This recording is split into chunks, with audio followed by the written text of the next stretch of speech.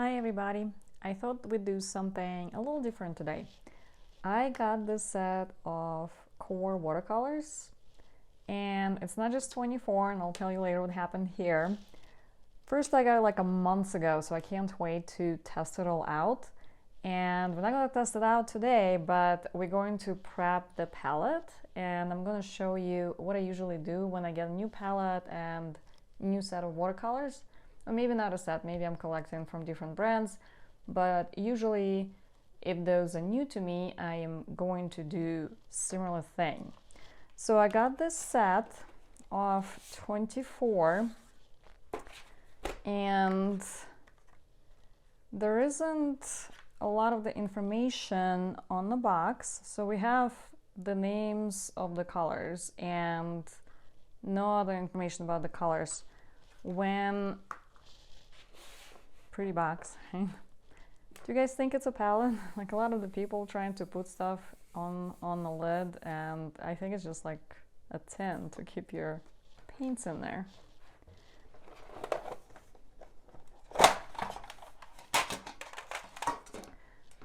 It doesn't come like this. It comes in like there's like a carton holders, and there's 2 rows of watercolors in there, but you can toss them like I did and just keep the paints in here.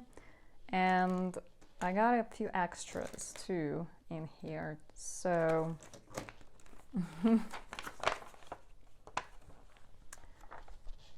this comes in a box, the swatch.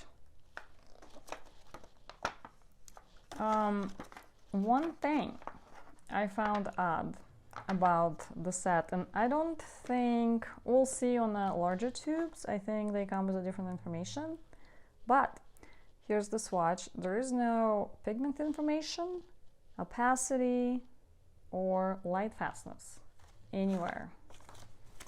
It's like, okay, let's look at one of the guys.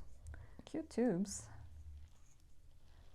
There is the pigment information on the tube, and there is a binder information. They're Aquazole. I think they're the only ones who are using that.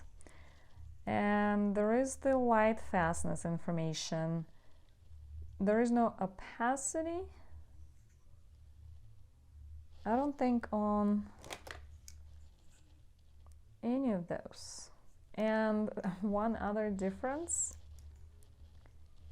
some tubes from the same set came with light fastness like 1, and the ratings are different. This one's excellent. I thought it was interesting. I wonder why they didn't make them all the same. And on the tubes that are larger, they do have opacity on these guys. And so the little ones are 5 mil and the larger are 11 mil. It comes with the white. I am not going to put it in my palette. I am going to probably just squeeze it somewhere, and if I want to use it, I can use it from just not out of the... I don't want to waste a well for white, is what I'm trying to say. So first I got the set of 24. Then I decide that I want to put it in my palette and reuse it, and I needed to clean it, and I still have a bunch of paint left there from Daniel Smith and Sennelier, so I got greedy and decided, I'm gonna get a new one. And the other one is like black and it's older. This one, this galaxy color, super cool. I just like it's a different color. It's just super cute. So no, I wonder if anybody notices this. It says, so empty watercolor palette for 48 half pans or 24, yes, 24 full pans. And let's look at the picture. I mean, I'm glad it's more. I'm just saying, just say it's 28. Why is it 24?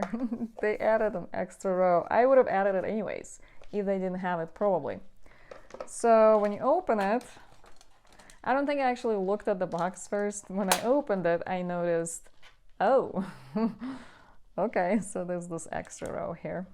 So this guy in the middle comes out, and you can take the pens out like I did. It is surprisingly difficult for some reason. They're really in there, but that also means they're not going to fly out, so I kind of like that. You actually do need to make sure that you have a little bit of room to take them out. And I already organized my colors the way that I want, and the colors that I got.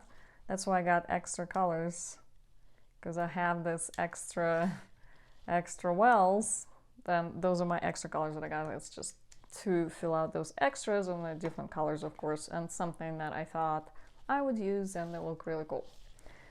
So I put the name of the color, and I usually put the brand also, because they may migrate. And like, let's say I love this, whatever, maybe I love this cerulean or something like that, and I'm going to put this in my like colors that I love palette. So I'm going to fill all of the wells today, and we're going to test them out in a different video. But let me show you a little bit of preview what we're going to be doing for the next video. We're actually going to swatch them. I have this book of, I'm going to take it out so there isn't a glare, of all the watercolors that I have. They're all swatched out, and I make sure that I can test the opacity. There's the pigment information, the brand, and the name of the color, and the light fastness, and anything else that they would put on their tubes or the pens. So I always prepare those for the new colors that I get, so I can put them with the similar colors and kind of compare how they look, and it just makes it easier for me to navigate from what I have.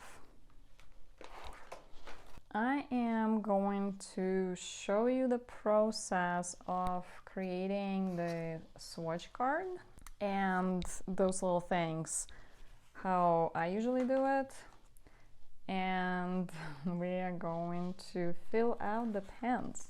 I like making my swatch for the palette with the same layout as a palette, so I'm going to have 4 rows.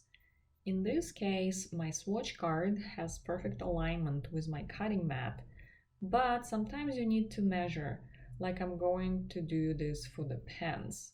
I have 7 in a row.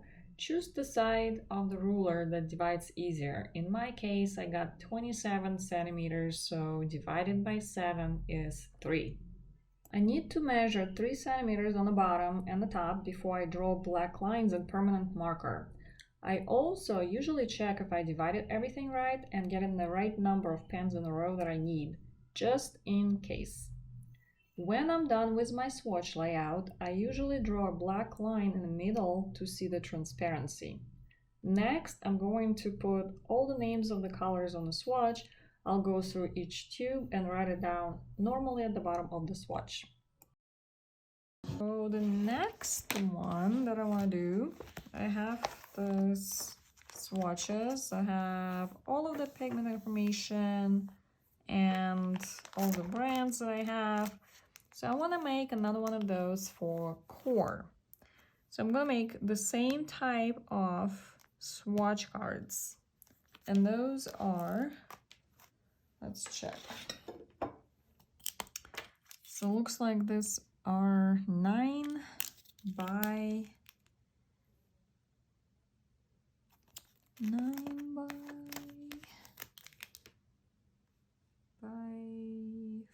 5. 9 by 5. Also, maybe they are 2 inches by 9. There's a mix. 2 inches by 9 centimeters. I'm going to do the same with my large swatches. I'm just going to cut it up later into cards. I'm measuring 2-inch rows and 9 centimeter columns. I don't need permanent marker for these lines since those are my cut lines. Next, I'm putting a black marker line about 1/4 inch from the top of each card. And I totally forgot to put opacity lines in, so I had to add them later before the actual swatching. When I'm finished with the layout, I cut it up on cards. I used 2.5 sheets of paper for 28 cards. Next, I'm putting all the information from the tube on each card. Pigment information, brand, color name, light fastness. Sometimes they have staining power, granulation, and opacity. I think I'm actually gonna take this out. I'm going to fill them. Never been opened. They're falling out.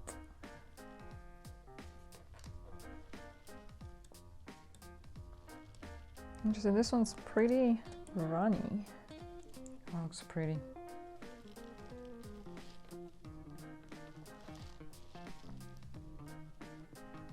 Oh no, this is wet.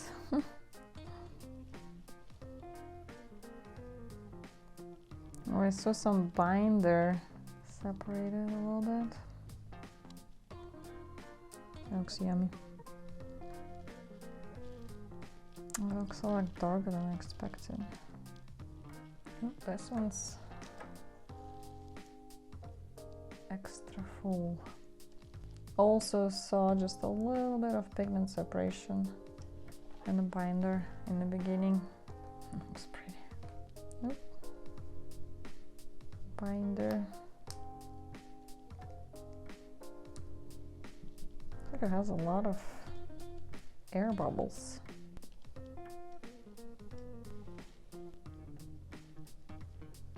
Let's see this big one. That's separate. Ooh, it is filled.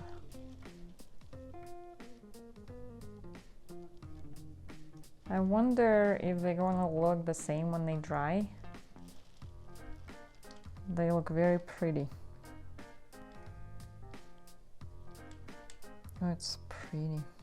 I wonder if they have the opacity information on the website. I'm gonna look it up.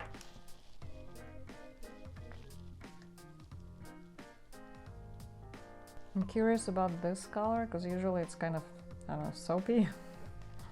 And it's hard to get the color off of the pen when it's dry. So we'll test it. This is another one I'm really curious about. It looks a lot greener than usual indigos from other brands. So I want to really compare. Oh, it's a lot. I think it's full.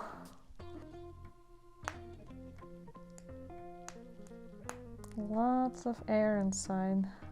I wonder if it's similar, a little bit greener. Yeah, it's definitely different. Besides, like this side, they look almost the same, like over here. So I want to see when we wash them out, are they really like super the same?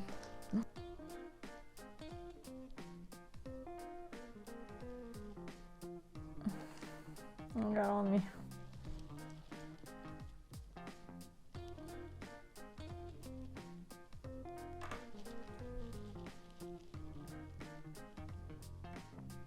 I don't think there's a yellow ochre in this set, so this is probably kind of the closest. And see what kind of like skin tones we can get. There's like a huge air bubble inside. It's like one of those like, whoops, there's almost no paint left. I'm kind of curious, are they really all like 5 mil? Just saying. It doesn't seem like the large tubes have the same issue.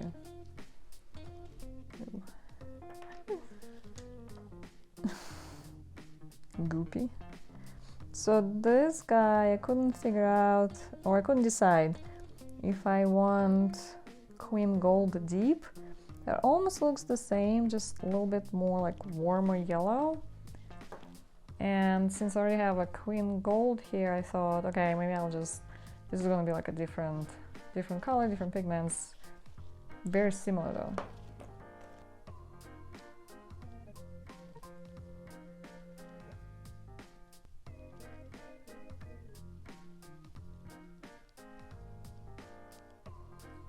It's kind of interesting, they have in this set warm and cool tints.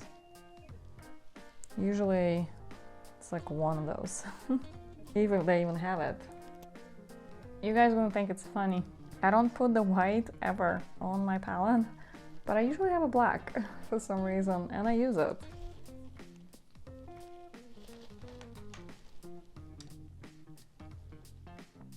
That's it, you guys. I'm so excited. You can't even imagine. I've been waiting for this for like over a month at this point, probably.